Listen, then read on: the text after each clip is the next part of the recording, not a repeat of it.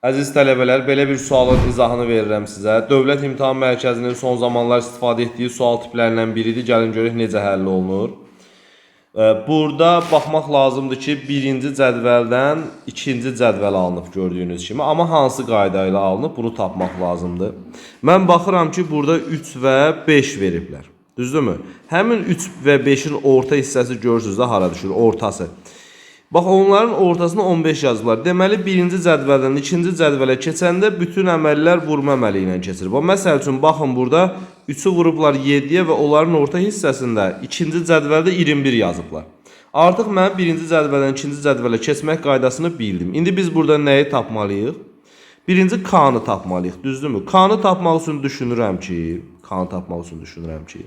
K-nı 3'ə vuracaqlar və 15 yazacaqlar. Düzdürmü? Görürsünüz hansı hissəyə baxıram.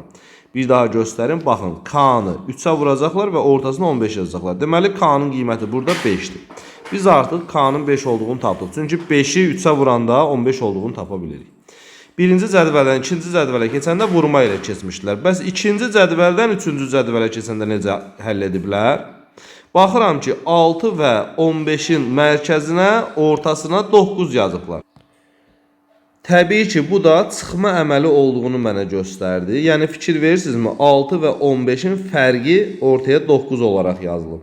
Məsəl üçün, gördüyünüz kimi burada 14 veriblər. Necə eləyiblər? 21 və 7'nin fərqini yazıblar 14 olaraq aşağıda. İndi biz m-i tapmaq istəyiriksə, həmin m-in yanlarında 8 və 20'dir də, düzdürmü? 8 və 20'nin fərqi 12 elədiyinə görə m-in yerinə yazırıq 12. Və bizim tapmadığımız bir tək qaldı L-in tapılmağı. Baxın, L-i də burada vermişdilər. Düşünürəm ki, birinci cədvələ, əvvəlki cədvələ baxa bilərik yoldaşlar. Birincidən ikinciyə keçəndə vurma ilə keçmişdilər axı, düzdürmü? Deməli, L bu hissədə yazılıbdır. L-in yanlarında nələr var? 1 və 9 var, düzdürmü?